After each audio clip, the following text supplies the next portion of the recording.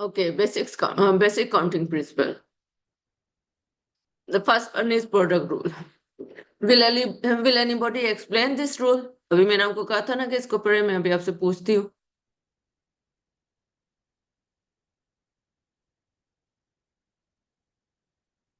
जैसे अभी मैंने कहा ना, आपने नंबर ऑफ पॉसिबल वेज ही काउंट करना होता है.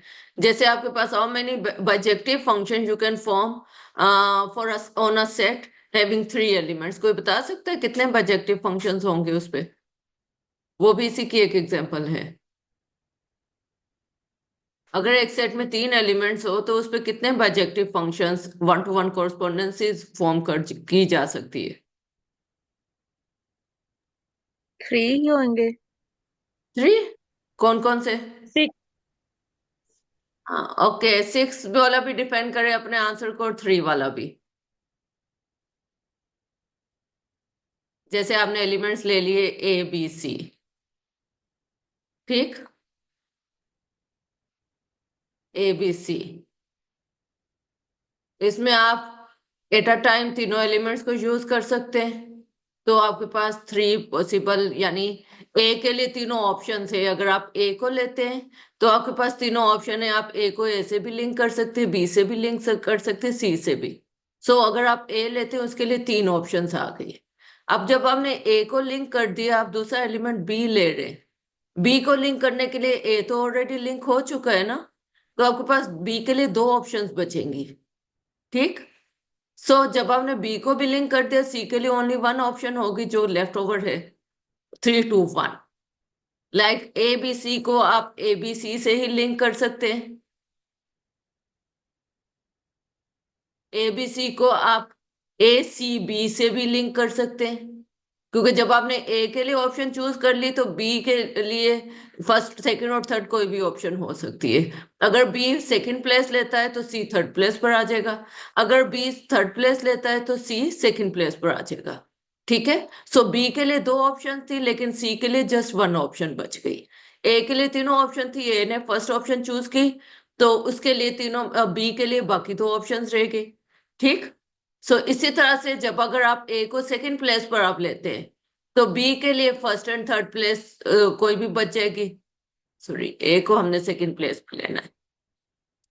ए को अगर हम सेकंड प्लेस पर लेते हैं तो बी के लिए फर्स्ट एंड थर्ड ऑप्शन बच जाएगी, यानी 2 ऑप्शन बचेगी. हमने ए को सेकंड प्लेस पर लिया. अगर बी फर्स्ट प्लेस पर आ जाए तो सी के लिए ओनली 1 ऑप्शन थर्ड प्लेस ही बचेगी. अब ए को हमने सेकंड प्लेस पर अगेन रखा. बी अगर थर्ड प्लेस पर आ जाता है तो हमारे पास सी के लिए जस्ट 1 ऑप्शन बच जाएगी, सी. ठीक. अगर हम ए को थर्ड प्लेस पर रखते हैं, क्योंकि ए के पास तो 3 ऑप्शन है, ए को अगर हम थर्ड प्लेस पर रखते हैं तो बी के लिए फर्स्ट 2 प्लेसेस कोई भी हो सकती है. बी को अगर हम सेकंड प्लेस पर रखें तो सी के लिए ओनली 1 ऑप्शन फर्स्ट प्लेस होगी. अगर अगर हम अगेन ए को फिक्स प्लेस थर्ड प्लेस पर रख रहे हैं तो बी के लिए हमने सेकंड फर्स्ट प्लेस ली, तो सेकंड जो होगी वो सी के लिए हो जाएगी. हमने या ए को फर्स्ट प्लेस पर रख सकते थे, उससे हमारे पास 2 सेट बन गए, दो कॉम्बिनेशन बन गई बाइजेक्टिव फंक्शंस की. अगर हम ए को सेकंड प्लेस पर रखते हैं उससे हमारे पास 2 कॉम्बिनेशंस आ जाएंगी, और अगर हम ए को थर्ड प्लेस पर रखते हैं उससे भी हमारे पास 2 कॉम्बिनेशंस आ जाएंगी. ठीक है. अगर आप इनको टोटल काउंट करें, ये 6 कॉम्बिनेशन है, और 3-2-1 इक्वल टू 3 फैक्टोरियल भी 6 ही बनता है. ठीक. ये जो है ना, ये this is after the product rule. अब इसको हम आहिस्ता आहिस्ता, क्योंकि अभी तो हमने शुरू किया है बेसिक काउंटिंग प्रिंसिपल्स, कि हमने जस्ट इसमें काउंट करके नंबर बताना है. इस चैप्टर में जो भी आंसर होगा वो एक नंबर ही होगा, कि कितने तरीकों में आप एक काम कर सकते हैं, इन हाउ मेनी वेज. ठीक. आपने देखना है वो प्रोडक्ट रूल से आ रहा है, या सम रूल से आ रहा है, या क्वेश्चन रूल से आ रहा है. डिफरेंस रूल सब में ही आ जाता है. नॉर्मली 3 मेन रूल है. Difference rule basically inclusion exclusion principle होता है, वो हम उसको भी करेंगे. लेकिन ये 3 मेजर रूल्स है: product rule, sum rule and question rule. ठीक. ये एक मैंने वैसे एग्जांपल दिए कि एक्चुअली अब आपने क्या करना है, नंबर ऑफ वेज काउंट करना है.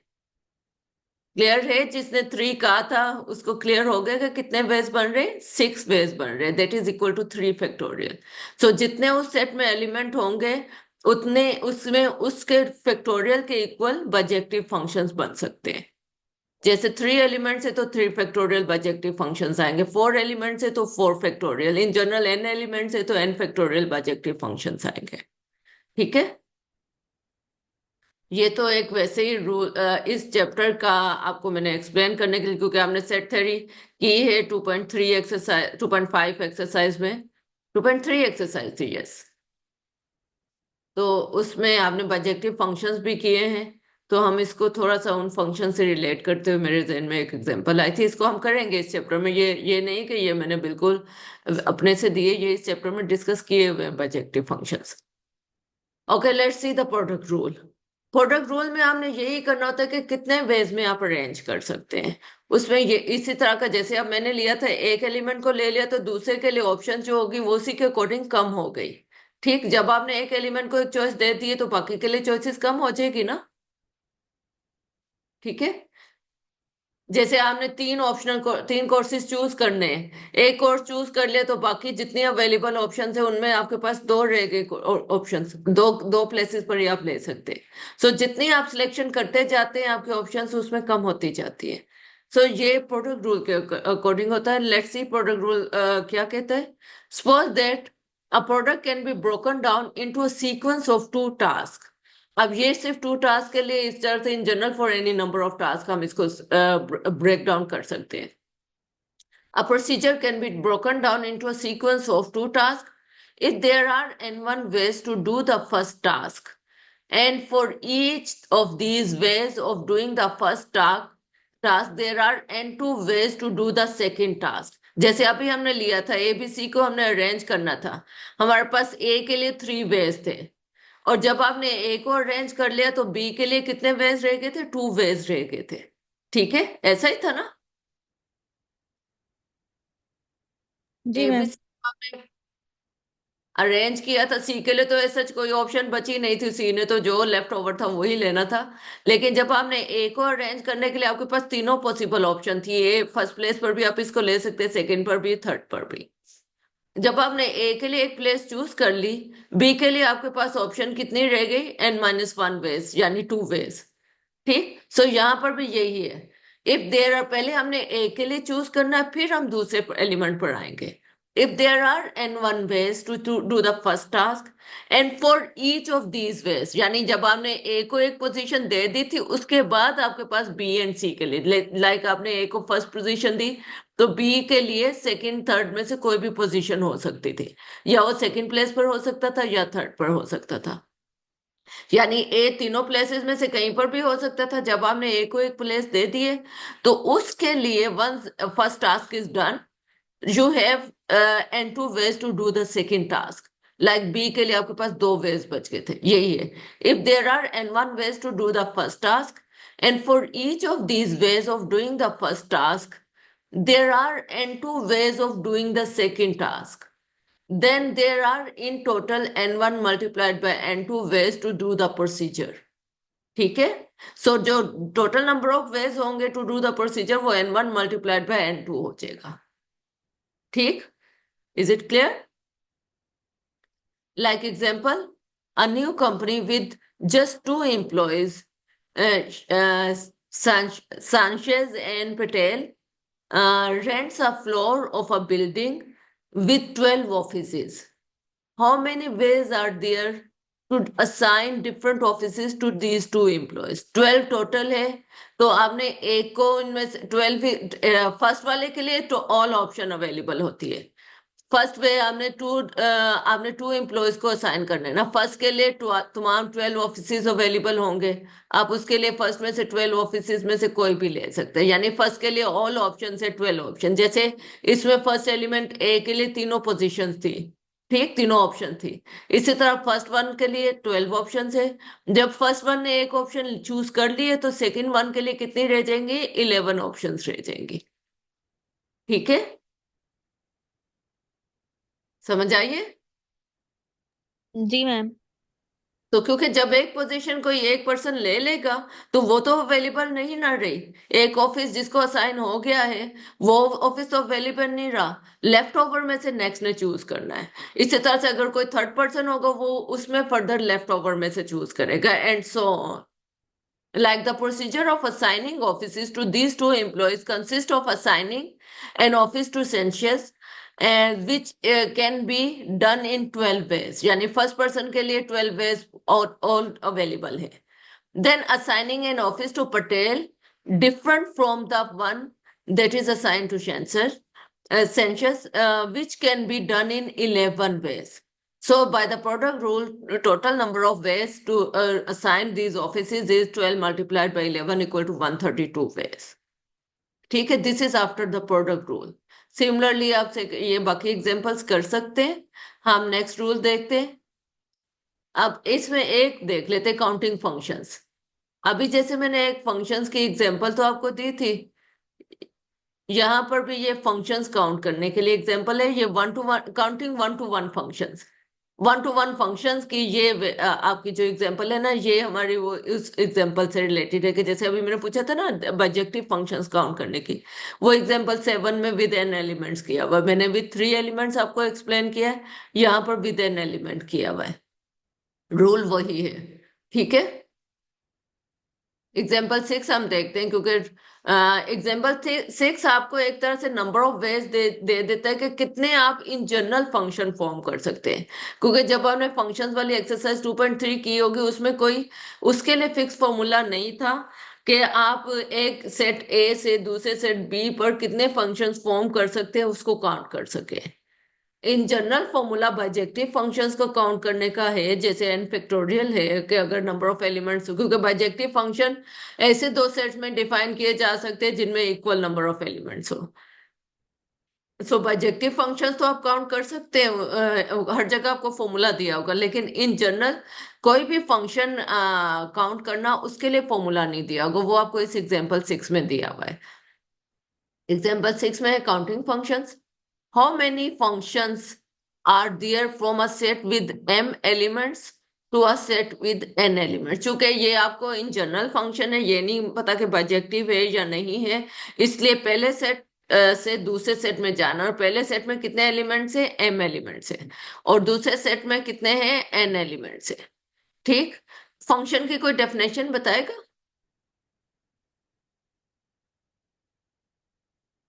फॉर एग्जाम्पल अगर आप पहला सेट ए ले रहे हैं उसमें m एलिमेंट्स है और दूसरा सेट बी है जिसमें n एलिमेंट्स है। ओके, फंक्शन की डेफिनेशन।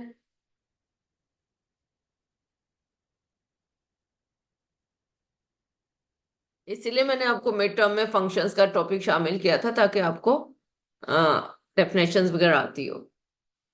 खुद से बता दें या मैं किसी को भी नाम से बुला लूंगी कि वो बताए।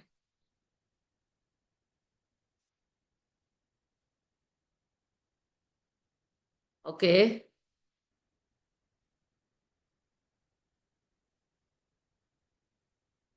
चलें जोहा आप बताएं।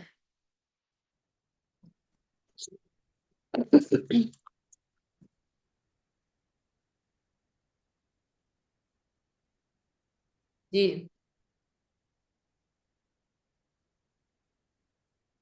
इस तरह से अगर आप नहीं बोलेंगे तो मुझे इसकी ग्रेडिंग रखनी पड़ेगी कि -1 पॉइंट हर एक के लिए जो न बोले। और अपने मैम बेटा मैं अपने बताऊं? रियल नेम से साइन इन किया करें। रीनेम की ऑप्शन होती है। ये शफी कौन है?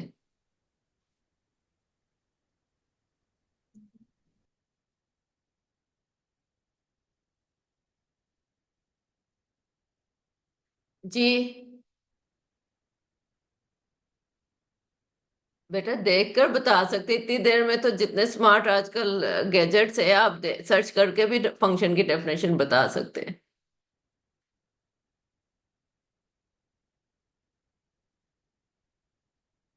सो तो नहीं रही पूरी क्लास? मैम मैं बताऊं? जी बताएं। Ma'am set of input having one output. Set of inputs having, ये function is a relation for each input you have exactly one output. ठीक है, आप उसके करीब तरीन है। ठीक है, for each input you will have exactly one output. For each input इसका मतलब है हम इनपुट सेट में से हर एलिमेंट कंसिडर करेंगे। For each and you will consider exactly one element from the output set second set. ठीक है, शाबाश। सो आपके पास जब इनपुट में m एलिमेंट्स है तो आपने एग्जैक्टली m एलिमेंट्स तो आउटपुट सेट यानी b से चूज करने हैं ना। ठीक, चूंकि इसमें कोई रेपिटेशन का चक्कर नहीं है तो फर्स्ट प्लेस पर आपके पास टोटल m प्लेसेस है।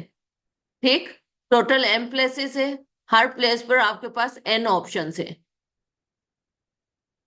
Is it clear? लाइक अभी हमने किया था, अगर हम एक सेट विथ 4 एलिमेंट के साथ हम एक सेट विथ 3 एलिमेंट को लिंक कर रहे हैं तो हमारे पास टोटल 4 प्लेसेस हैं। हर प्लेस पर हम उन 3 एलिमेंट्स में से कोई भी ले सकते हैं, यानी हर प्लेस पर आपके पास 3 एलिमेंट्स आ गए। क्योंकि इसमें रेपिटेशन का भी नहीं कोई चक्कर होता, आप एक ही एलिमेंट भी हर प्लेस पर ले सकते। सो हर प्लेस पर आपके पास इन तीनों एलिमेंट्स में से कोई भी हो सकता है। टोटल कितने आपके पास वेज हो गए? 3⁴।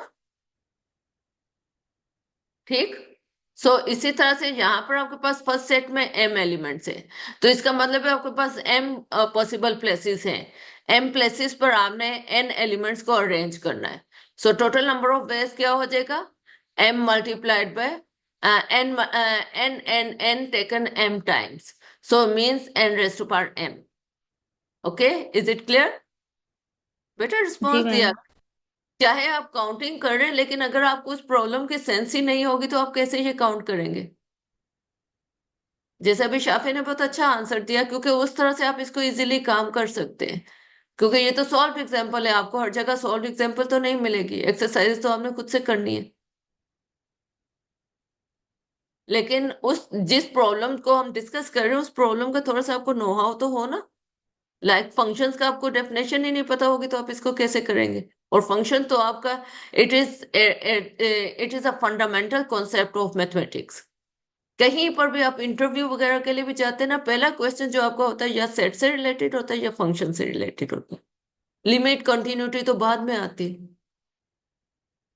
क्योंकि वो सारी फंक्शन के लिए डिफाइंड होती है। जब आपको फंडामेंटल यूनिट्स का ही नहीं पता होगा अपने सब्जेक्ट के तो आगे आप क्या करेंगे? क्योंकि कहीं पर भी आप चाहे जॉब के लिए इंटरव्यू के लिए जाए या वैसे इंटरव्यू के लिए जाए, जो अगर इस लेवल का है कॉलेज या हायर लेवल का है, उसमें आपको sets, function, limit, continuity, basic concept पूछे जाते हैं। उसके बाद ही कुछ और पूछा जाएगा।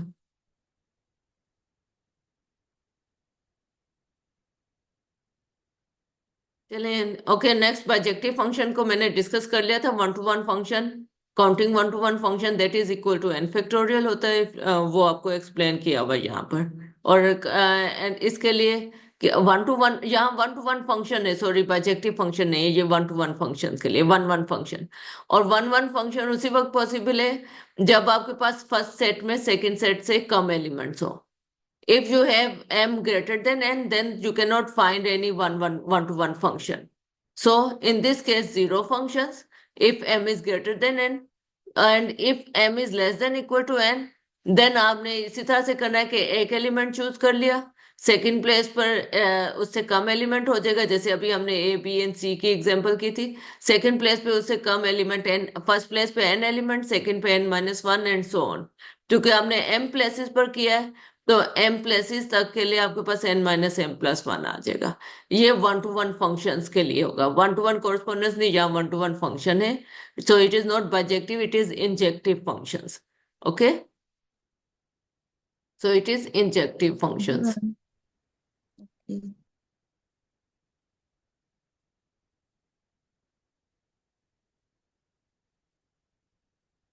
ओके नेक्स्ट, आप बाकी एग्जांपल्स आप कर सकते हैं। हम नेक्स्ट रूल की तरफ जाते हैं।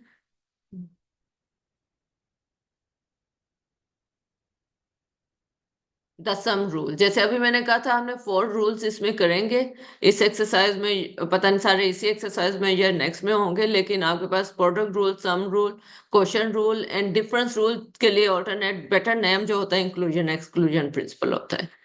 सम रूल, अब एक तो हमने प्रोडक्ट रूल के अकॉर्डिंग, यानी नंबर ऑफ वेज, ये बेसिकली हम इन तमाम केसेस में number of veg he find करेंगे, लेकिन डिपेंड करता है कि आप किस तरह से उन वेज को डिवाइड करते हैं, यानी आपकी प्रॉब्लम कैसी है, उसमें आपका आंसर सम करने से आएगा या प्रोडक्ट लेने से आएगा या क्वेश्चन लेने से आएगा।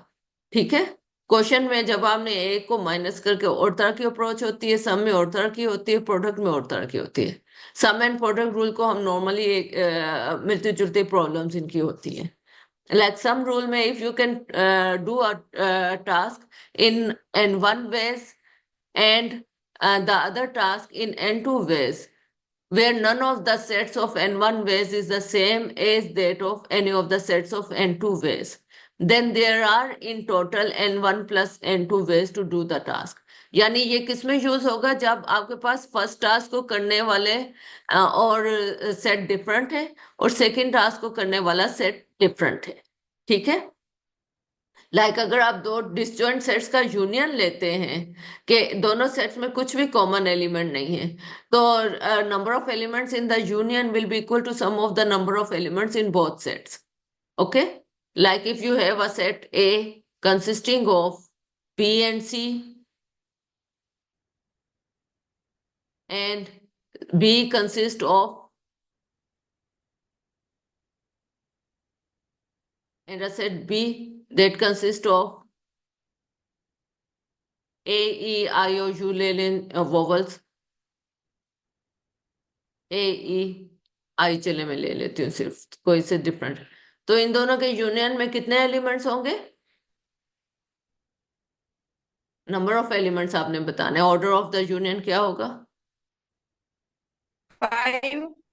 5। बिल्कुल ठीक, आप देखें order of A is 2, order of B is 3 and order of A union B is 5। ठीक, सो ये जो है ये this example is according to some rule, कि अगर आप एक एलिमेंट चुके जो एक एलिमेंट चूज करना है वो उनका बी से कोई ताल्लुक नहीं है, बी के एलिमेंट्स का ए से कोई ताल्लुक नहीं, डिसजॉइंट सेट्स हैं दोनों। सो इसमें यही है कि the number of set none of the sets of n1 ways is the same as any of the n2 ways. ठीक, सो इनमें कुछ कॉमन नहीं है, तो आपके पास total number of ways sum के इक्वल आ जाएगा। ये एक एग्जांपल है सम की, इस तरह की बहुत सी एग्जांपल्स होंगी। Like example 12, suppose that either a member of mathematics faculty or a student who is a mathematics major is chosen as a representative to a university committee. How many different choices are there for this representative of if there are 37 members of the mathematics faculty and 83 mathematics majors and no one is both a faculty member or a student? अब देखें इन दोनों sets में भी कुछ common नहीं है, एक faculty members का सेट है, एक स्टूडेंट्स का सेट है। So number of ways to choose a faculty member is 37 and number of ways to choose a student is 83. So in general total in total number of ways, the total number of ways will be sum of these two numbers। ठीक है, सो sum rule कहाँ पर applicable होगा, जहां पर आपके पास ऐसे दो सेट्स को या ऐसे दो से ज्यादा सेट्स को से आप डील कर रहे हैं जिनमें कुछ कॉमन नहीं है।